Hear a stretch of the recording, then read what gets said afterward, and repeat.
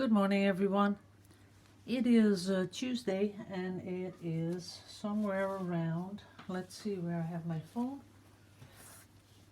It's 9 minutes to 12, and I thought I would do a short intro about the varnishing and then a pour, but you know what? I decided not to do the pour. I'd do that in a different video because then it gets all stressy and all jumbled up together, and that way people get confused, so I won't do that. So to begin with, I'd like to thank all the sponsors May 2017. Thank you very much, and I really appreciate everyone that decides to give a few bucks to keep this channel afloat, because it really helps in the costs I make with all the paint and the canvases and everything I use. So I want to show you guys some exciting stuff.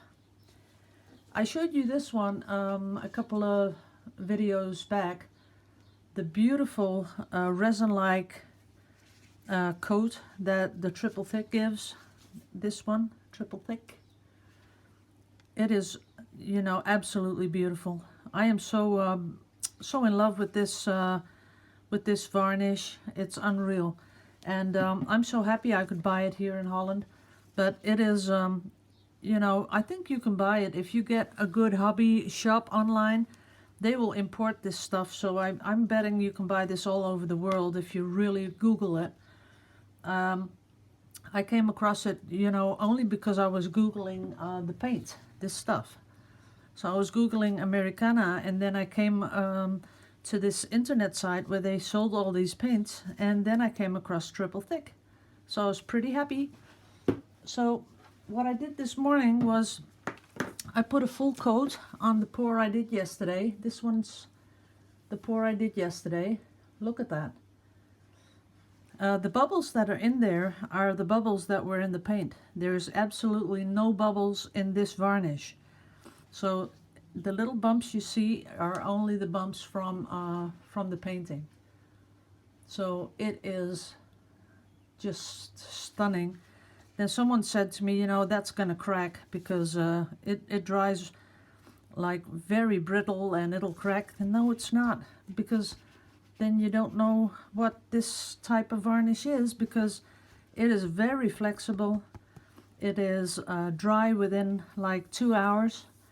And it stays very soft.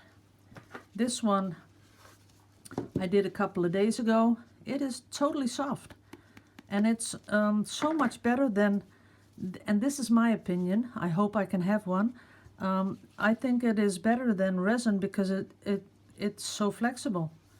So you can still put your, that's what I'm going to show in a bit, you can still put these in to stretch the canvas, and it will make a difference. And once you use resin, you can't. If you use resin on canvas, you get this really stiff layer, and there's no way you're going to be stretching that canvas anymore because it's just one plastic layer. So what I did, I asked you guys if I could dilute it with water, and a couple of you commented that it was possible. So this one I did just a few hours ago. This is the pour from last week, and I diluted it a little bit with water, and it worked like a charm.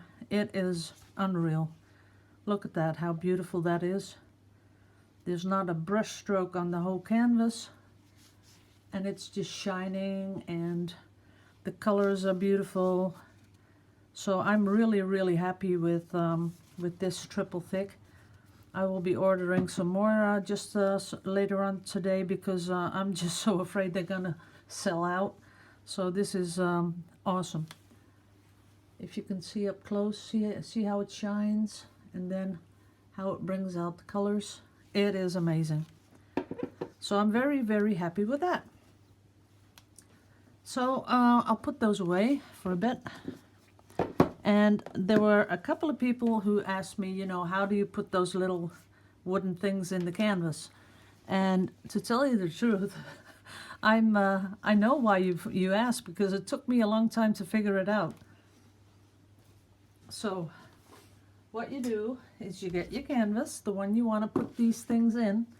And what I usually do is, sometimes I do it before I pour, sometimes I do it after. Doesn't really matter. I have to go find my little hammer. I still have a mess. I'll show you later on in the video. My husband made the that bookshelf thing for all my paints, and I got all my paints up there, and I'll show you right after this video. But right now I'm searching, oh there it is, for my little hammer. So slowly I'm getting my whole studio pretty much organized, and I am still thinking about all the beads. I got to do something with all those beads. I'm not sure what yet. Maybe up in the attic. I got a lot of wall space. I could put up some shelves. I'm not sure. Okay. Let's see. How can I explain this best? If you look here, you see that you have a higher slot and a lower slot. So every corner has a lower and a higher. So what you do first is you do the lower. So this is the lower. You take your little stick. You know, most of them are like this, like a wedge, or what do you call it? I think you call it a wedge. Little pie piece. You take the straight piece. This is the straight side, and you put it on your canvas like that, and you slide it in the slot. Just like that. Then you go, turn it, and again you have the lower on that side, so you just slide it in. Then you turn it again. Make sure you have the straight side on the wooden frame, and then you just slide it in. And then you do it again. Make sure you got the straight piece on the frame, and you slide it in, just like that. Now, then you have the other ones. You get your straight, put it against the frame, slide it in. Get the straight bit. Whoops, that's not the straight bit. And slide it in. Straight bit, slide it in. Turn it again. Straight bit, and slide it in. Then after you have them all in, you take your hammer and you just tap them slightly, not too much, just a little bit.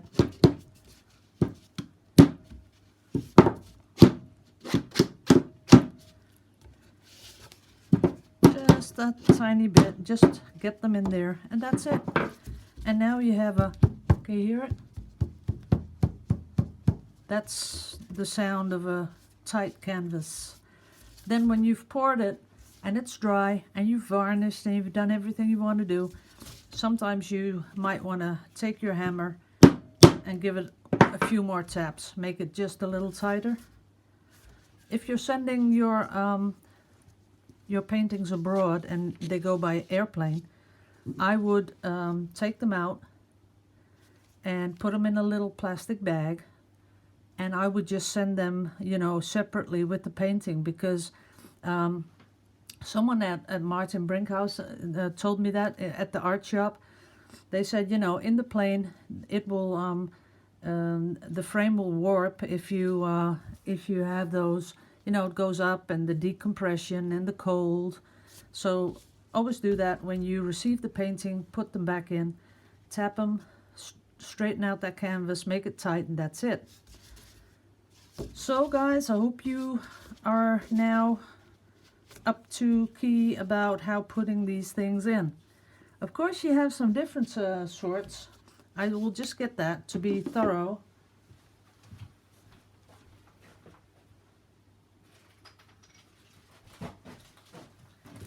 There is another kind that you sometimes find, but I don't like those as much. See? These kinds. Where it's totally straight, But what I do with that is I line this up, so then I slide it in like that. So make sure that this goes straight down like that. And then if you do that 8 times, you have the same effect. But I just don't like these. I like these better. That's me. So there is some other things I'd like to talk about, but I'm not sure. Nah, I'll keep that for the next video. So that's how we do it. Very easy, very quick. Take them out if you send your painting abroad, if it's going by plane, because of the decompression and the temperature differences. I would take them out and let the people put them back in when they receive the painting. I want to thank everyone for being a sponsor. Sponsors in May. And I'll show you this one more time. This is what I was discussing about the varnish. It's triple thick from Deco Art. And I think if I get you up close, if you can't find it, I think you can mail them. There is the email. And I'm pretty sure they can tell you where to buy it. So it's www.decoart.com, and they will help you find an importer or a shop that sells this. It's on here in so many languages, so I would imagine they sell it all over the world. There's English, it's French, it's Spanish, Portuguese, I think, and Italian. That is, so I'm pretty sure they sell this all over the world. And I am really amazed by how beautiful it is. A lot of people have told me that this absolutely does not yellow. And we know that it dries flexible, so it's the ideal thing to varnish your paintings with. So thank you all, guys. I'm going to put this up on YouTube. And I will see you in the next video. Oh no, I was going to show you my paint. That's right, sorry. I always forget stuff. Someone told me you should put a little piece of paper on the table with the things you don't want to forget. So that's a good idea. So look what my husband made. How cool is that?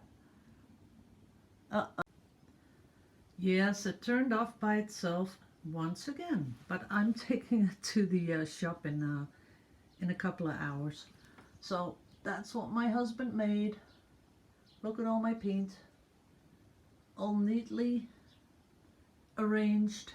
Don't have to go find things anymore. I can just pick them off the shelf, and that will be so good.